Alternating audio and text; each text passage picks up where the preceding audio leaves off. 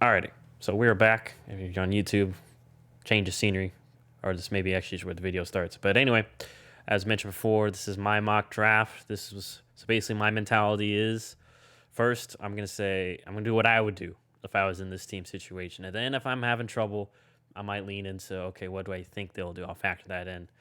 Right. So obviously this may be a little wacky because some of my rankings have been wacky per se. So, anyways, and unfortunately, I forgot to. I'll get this. Let me get the soundbite for your draft. I totally forgot for mine. But anyway, That's draft fine. starting, and pick number one. It's, I, for the Jacksonville Jaguars, it's Trevor Lawrence, quarterback, Clemson. There's no surprise there. It's kind of the pick that everyone expects. As much as high as I am on Zach Wilson, I would not want him to go number one overall because immediately there would be uproar. It just would be a bad start to his career before he even took a snap. So I understand Trevor Lawrence, and he's still my number one quarterback by a few hairs.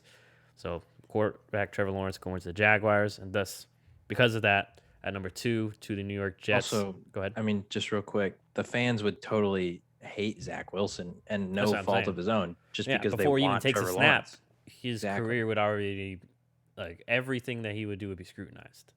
Yep. So, yeah, And he'd be compared to Trevor Lawrence by Jags fans forever. yeah, and honestly, Trevor Lawrence fits Urban Meyer's. I'm assuming he's going to run a college-ish system. The spread, quick throws, easy stuff, using his legs, read option. And not that Zach isn't as good of an athlete. Zach is actually a pretty close athlete to Trevor, but I think Trevor has a hair better, of a runner and things like that. And once again, he played in that system at Clemson, so more Right. familiarity there. But yeah, so anyways, at number two, that's that's dominoes fall. The New York Jets, I have them selecting at number two, Mr. Zach Wilson. Surprise, surprise, shocker. Probably not going to be many shockers until in these top three, and then three. Like we mentioned before, it's gonna be. I think it's gonna be Mac Jones. You don't trade up to three without knowing that you at least have a guy. And once again, as I mentioned before, San Francisco 49ers, they're still in that window to win now, and they still have a team to do that. So obviously with the wide receivers and Shanahan, and so now they have Mac Jones. Don't know what will happen with Jimmy Garoppolo. That's something that maybe will happen during the draft. Maybe it's something he gets moved in or afterwards. But I'm assuming it's Mac Jones here, and that's what I would do. Um, so yeah, I kind of alluded to this in the shared mock draft. Honestly, four. If you're a betting person, I would not bet on four just because the Falcons could trade back. But obviously, in this mock, I kind of want to go to the old school mock rules. You can't trade in mock drafts. So I'm going to go Kyle Pitts here, like I did in the shared draft. Like I mentioned before, it's Arthur Smith ran a two tight end system, in Tennessee.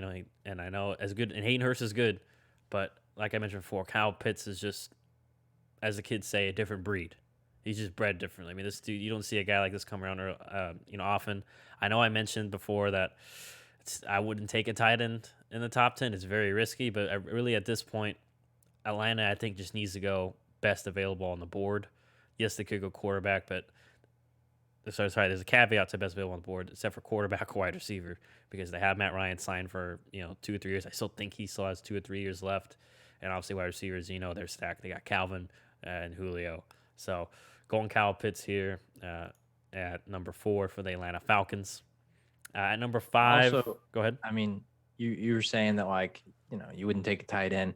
His measurables, he's basically like a big receiver, at that point. Yeah, Like just with the talent that he does have. So he's a very unique tight end prospect than like a TJ Hawkinson who went top 10, like him and Kyle Pitts, there's just an athletic difference there. yeah, Um, to where Kyle Pitts is a lot more versatile. Like you can throw him out more like a Kelsey or a Gronk where they put him out at receiver. yeah, and yeah, kind of like what you assumed too, like more polished in the receiving game than Hawks. But in terms of recent comps, that would be a very good one. Just a more athletic, more polished in the pass game. Hawkinson, obviously, probably not as good of a run blocker, but I do see that there's a willingness to block from Kyle Right. Pitts. I mean, he may not be the greatest, but there's a willingness, and that's all you can really ask of it. A tight end. You can't have it all. Sorry, everybody. But all right, Bengals here. I don't know why this site has wide receiver as their number one need. I mean, they still have, they got T Higgins last year. He started coming on late in the season. They still have Tyler Boyd, who's playing pretty solid, and Auden Tate's no scrub. To me, like we mentioned before, and we probably mentioned on the podcast a million times and things like that. Penei Sewell, you got to make the pick. Penei Sewell, generational left tackle. I mean, we all saw it in the Bengal pictures, with their new jerseys. There's a big old scar on Joe Burrow's knee. Don't let that should be a huge reminder. Get Penei Sewell. And I know they still got Jonah Williams. I'm not really high on him, but I think he can still play guard, or he can swing over to right tackle. And then now you got your 2 tackle spots secured. I mean, plenty of teams find solid guards late in the draft. So, they can go there, and then they can also get a decent wide receiver in the second round, probably too. This is a good class. Speaking of wide receiver here, though, after the Cincinnati Bengals pick Penei Sewell out of Oregon, number 6 here, the Miami Dolphins. They traded back to 12 and then back up again. And I'm assuming they traded back up because they knew that their receiver would be here and definitely here.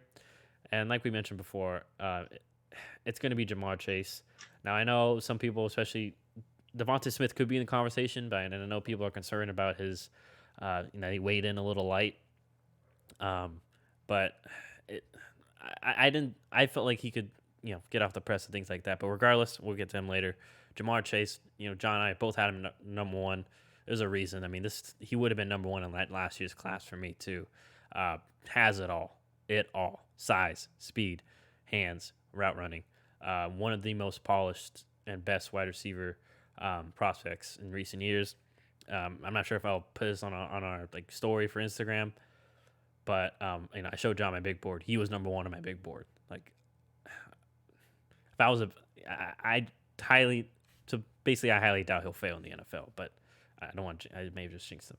Anyway, number 7 here, the Detroit Lions. This is where things get interesting. They have Jared Goff.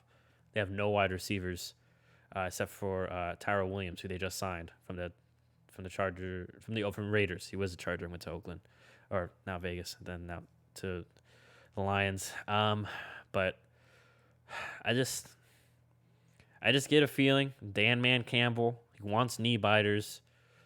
I mean, the Lions need, whether it's Goff or they give someone else next year, I think they're going to need a solid building block on the offensive line. I know they have their center. I forgot his name, but he's a pretty solid center. But you still need a good tackle play, or even Frank Ragnow. Thank you. So I'm going with our guy. You want to talk about someone biting kneecaps? This dude, we've talked about it. He puts his hands on you, it's over. And the second best tackle in the class, Christian Darrisaw, just to steal a phrase from my boy Chris Sims, just a mean mofo. That's what he is at left tackle. And I heard his interview with his teammate Caleb Farley. Caleb Farley also glowed about him because that dude is built different. Even Caleb Farley built different, both of them. So Christian Darrisaw, the Lions get their tackle for the future. Don't have to worry about that. They can play that physical style that apparently Dan the Man Campbell wants, and it'll start there with Christian Darrisaw. And this leads to the Carolina Panthers at 8. I forgot what we did. I think you ended up picking for them in our mock there. And this was a tough one. I forgot which you went. But regardless, good on wide receiver. Before the Sam Darnold trade, I feel like this was definitely going to be a spot for quarterback. But now I don't believe so. Now, in regards to maybe a cornerback, maybe this could be where Patrick Surtain goes, and he was definitely in my thought process. But I got to think, like I mentioned last year, they drafted all defense last year. Got it, to have a solid potential tackle or guard here, and that's where I went with Rashawn Slater. I know he wasn't my number 3 in our rankings, but just because of his versatility, even if he doesn't work out at tackle, they can put him at guard for the first season, get his feet wet in the NFL, and then maybe move him over to tackle. They still have Greg Little, a left tackle they drafted a couple of years ago in the second round. I know they franchise tagged, I believe it's not Darrell Williams, Taylor Moton, a very solid right tackle as well. So I think you get. Sorry, I'm looking for him right now. Where do you put it? Oh, so you get Slater, and you have a great line set for Sam Darnold, Christian McCaffrey, and this offense should, in theory, take off whoever's behind quarterback and take a step forward this year. So, yeah, that's why I have Rashawn Slater, offensive tackle from Northwestern, at 8 for the Carolina Panthers. At 9, this is where once again, I know quarterback's a consideration, but I just feel like, as I mentioned in our shared, I don't think John Elway will especially draft a quarterback. I think if anything, he might trade for one. He might be in the buying business for a Jimmy Garoppolo or Teddy Bridgewater, come draft day or after draft day. But regardless, I think this is where, as I mentioned, Vic Fangio gets his linebacker, his Roquan Smith, his why am I blanking on the names? Patrick Willis. I think this is where you go Micah Parsons. Can play in coverage, can be the guy. I know there's some off the field concerns, but I just feel like with the veterans that have this locker room, Von Miller, Bradley Chubb, and obviously Vic Fangio, a very smart defensive coach, he's going to get his guy in the middle. And corner was definitely a thought there, but I believe they did sign a few corners too. So they got the one from Chicago, the other Fuller brother. Kyle Fuller. Kyle, thank you. So going with Michael Parsons from Penn State there at 9, and this is your Cowboys here. Yeah, I'm going Patrick Surtain. There's no surprise here. Just the way the board fell, and just really good for that Seattle scheme. Although I like Caleb Farley better, there's no medical questions, and like I just mentioned, better for that Seattle scheme. Just in terms of he has experience playing zone, very good in bump and run coverage, and he does have experience with Trevon Diggs, and that'd be a nice little duo to have there in Dallas. So going on Patrick Surtain, the second from Alabama, the cornerback. Did you see that the Cowboys released part of their interview with interview with Kyle Pitts? I think I did see that. I was wondering why I was seeing Kellen Mond on Instagram. I was like, wait, is Kellen Mond still with the Cowboys? Does he have his own podcast or something? Like, what's going on with Kellen? Yeah. Then I was like, wait a minute, that can't be right.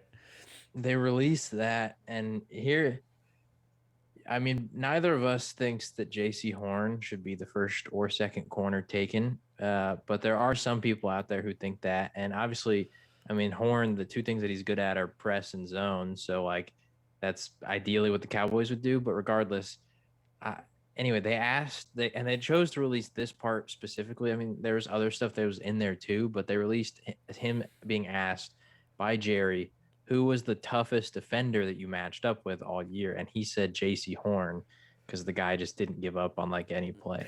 And there's part of me that worries, because you know how much I like Patrick Surtain, that they would leave Patrick Surtain on the board still, like he hasn't been taken ahead of them. They would leave him there and take a J.C. Horn. And I wouldn't hate it, because once again, we get a corner and it's a big need, but there's just this weird feeling in my gut that like, for some reason they like J.C. Horn a lot. And I don't know. It was just it was weird that they released the interview. I don't know. Maybe I'm reading too much into it, but there's just that thought. So my opinion on that is what I see. I think that's more of a smokescreen, maybe to get a team, like if just to make sure if a team likes a corner. Oh wait a minute, the Cowboys really like J.C. Horn. J.C. Horn can guard Kyle. Like Kyle Pitts said, he's a tough defender. We might need to double check on J.C. Horn, and draft day maybe a team trades up to, like we mentioned, 7, 8, or 9 to grab J.C. Horn because we don't want the Cowboys to get him. Maybe they know the Giants like him or the Eagles. So I think it's a smokescreen, right? But like you mentioned before, Jerry, who knows? It's man? Jerry who though. Knows? Like Jerry's just weird, man. Like he lets his heart decide a little bit too much. He likes people. For a stone cold businessman, he develops some personal connections that he probably shouldn't. It's hard for him to stay objective sometimes. It feels like, but hey, I mean he's rich as heck. So what do I know? Anyways, so here at 11, and once again, I don't know why I'm blanking on who we got in our share. We can look later, but at 11 for the Giants, I had them taking Parsons because I picked for them. Oh yeah, okay. You actually, I think you picked for the Panthers last time, and I think you had Darisaw there. I think I had Darryl, yeah, because we had Devonta to the Lions. Yeah, because I took Smith to the Lions, and then Fields to the Broncos. So then Parsons fell to the Giants. Yeah, so anyways, here at 11, a lot of options. I don't think they go wide receiver, and it's why am I forgetting their name? It's not Joe Judge. Joe Brady? No, is it Joe? It's Joe Judge. I'm mixing it up. Yeah. So Joe Judge, coming from the New England system, they ran that last year. They don't put a lot of emphasis in like edge guys getting sacks. They just want edge guys to contain and do the things they want. Regardless, I think they're going to get Jeremiah Owosu Koromoa. Like I mentioned in our shared, versatile guy. He can play stand up. He can blitz off the edge. He did that at Notre Dame. Notre Dame kind of ran a pro stylish defense as well. And I think like I mentioned in the shared, I think he'll be their Donta Hightower, Jamie Collins-ish kind of guy that can just do multiple things and be there all three downs for them and for all the crazy blitzes or different coverages and disguises that they'll do. I think this is the perfect linebacker for them to pair with Blake Martinez. I think better than Micah Parsons because I think Jeremiah can put his hand in the ground and just rush off the edge every now and then. So and I think he has a higher upside.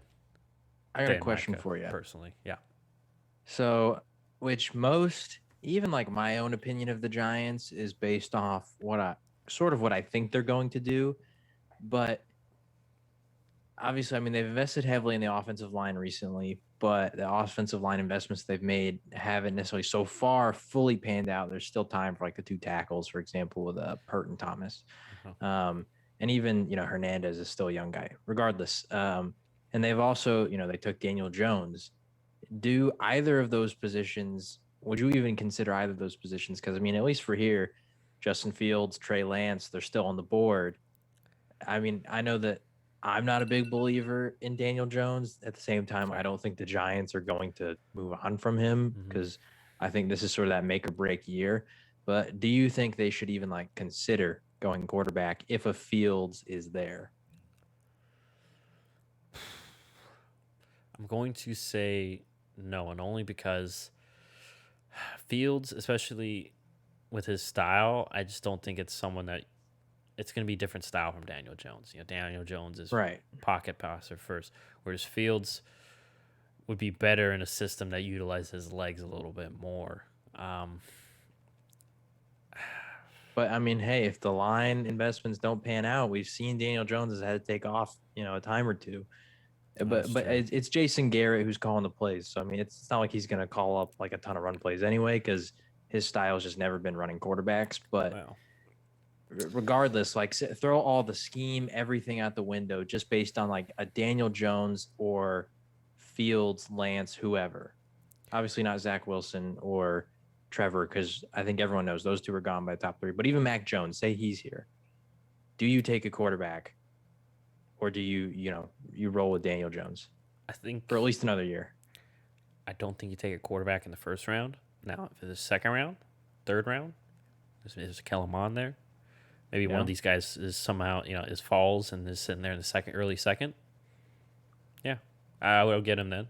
Just put light a fire into Daniel Jones. Like, this is it. Like, we got drafted a quarterback early, dude. So you let him know. Basically, it's a message saying, this is it. You mess up, things don't go good by week 8. You still haven't taken that step. We have this other guy we'll throw in there, right? Because sometimes quarterbacks need that. They need to know that the world doesn't revolve around them. And I know Daniel Jones is a humble guy, things like that. But maybe sometimes it just takes the guy being literally taking snaps after you and you watching him go, oh man, this guy's pretty good too, and then it has to up your game. Because ever since he's been drafted, I know that there's a lot of criticism with the pick. He's been. I know Eli was on his way out that year, but he was basically deemed the guy. So I wouldn't go with first round though. I wouldn't. Okay. Personally, but it's tough. Like, it's just me. But it's just a thought because I mean, if a year from now we haven't seen much progression from these offensive linemen or Daniel Jones, we could be very well asking this exact question in the next year's draft. But be more serious about it, So it was just a thought I thought I'd bring up. Only reason I want to go offensive lineman too is just like you drafted one last year, very high. Too. Yeah. You drafted you used a first and a third on one last year. Now I'm not saying don't use any. You can use second, third, fourth. I just wouldn't do it in the first, especially the way my board fell, with basically a top 3 guys out. Now Tevin Jenkins is interesting, but there's no.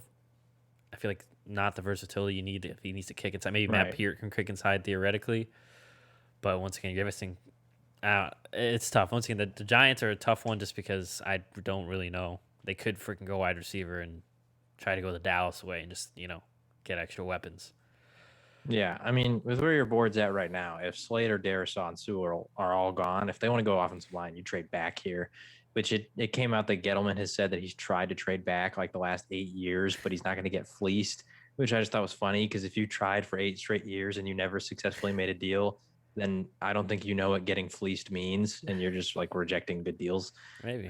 Anyway, yeah. So I wouldn't take a tackle here in this spot either because unlike Daniel Jones, also Thomas and Pert, like we've only seen 1 year with them, And it was a COVID shortened year. There was no OTAs, training exactly. camp. And offensive linemen sometimes it takes a couple of years. Same thing with like tight ends and linebackers. We see that it takes a couple of years. I mean, George, the best tight ends right now, they all took a couple of years. I mean, George Kittle, I think only had same thing. I think Kelsey had 0 catches his first year. So it's the NFL's odd, NFL's odd that way. But all right, so Eagles here at 12. Sorry, I'm just going off my rough. So this is where the slide ends for Devonta Smith. I know they got Jalen Reagor last year, but you still need another weapon after missing out. After, like we mentioned before, missing out on other guys. Offensive line solid, running back solid. Now defense, they could really go any position on defense here, but I know I mentioned our mock maybe take a chance on Caleb Farley, but according to his interview with Chris Sims, even Caleb Farley mentioned kind of gave the notion that he felt he was going to be taken later in the first. It seems like a lot of teams were concerned about his back issue, and he mentioned he wasn't really concerned about it. So, but anyways, so I think Devonta Smith's the pick here. I know they have a quarterback competition, but regardless, it's probably going to be Jalen Hurts. Like we mentioned with some of the other young quarterbacks, you want to get them all the weapons they need, all the tools they have, so that if time comes, you can say we gave you everything. So we know that you can't live up to it. So Devonta Smith there, wide receiver from Alabama. I have them going to the Eagles at 12. San Diego Chargers, another team. I mean, that could possibly trade back if they find a deal, but this is a mock draft, so we can't do that. Cornerback was a thought. They've let go of Casey Hayward. But I decided, once again, we mentioned in our shared, it's tough after really the first two, and even Caleb Farley, I just feel like he's going to fall back. And it doesn't really fit their scheme, the Seattle cover 3. Or actually, sorry, I forgot they got a new defensive coordinator. But regardless, I think kind of with Joe Burrow, although he didn't get injured, got to protect the future. And, that future is Justin Herbert. I know they have Brian Bulaga at right tackle, but even as a Packer fan, I know I didn't pay attention much last year. Just he gets injured a lot, If he plays 10 games, it's a victory for you as a team. And regardless, you need to get the tackle to replace him or even just be their left tackle and set in stone. So I think Tevin Jenkins here is the pick. Road Raider. I mean, he's like a less agile and less faster Kai Becton from last year. Just the comp.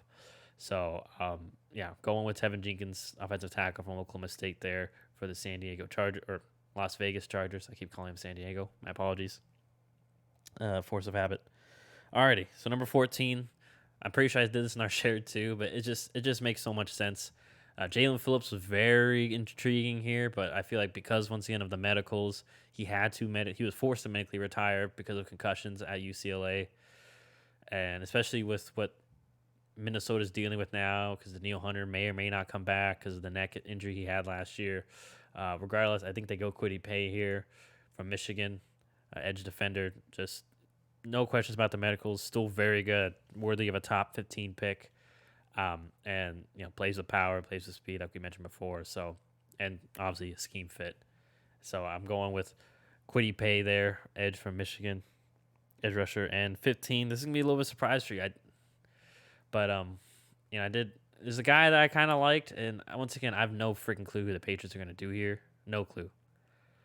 But we mentioned before, I think all of last year, size has been an issue for the Patriots, and that hasn't been an issue in previous years. So at 15, I am going. Let me find him. Oh no! You got to start scrolling. Oh, don't tell me. Wait, can I even? Sorry, I gotta move us. Let me type game or site. All right, so we're going with Levi Onwuzurike out of Washington. So I got him mixed up last time. He's like 330, big guy. It's very similar to Vita Vea coming out, basically, but I think with less health concerns. And I think Patriots need that type of guy. They were kind of revamping that defense, and that's still something they've been missing. So I'm going with him, but I have no freaking clue what they're going to do. They could probably draft another linebacker. Who knows? They could probably grab Caleb Farley if they really wanted to, because I think both their corners, Gilmore, J.C. Jackson, are on contract years. So maybe they go that and they just stack up their secondary. Maybe they go quarterback. Maybe they go offensive lineman. Like I don't know. I know they won't go running back, and I feel like they won't go quarterback. But regardless, if I was the Patriots, this is the move I would make. Bolster up that defense again to get it back up top. Not that it wasn't bad last year, but had some issues last year. So yep, a little bit of surprise there at 16. This is where it got tough. But let me X out Levi.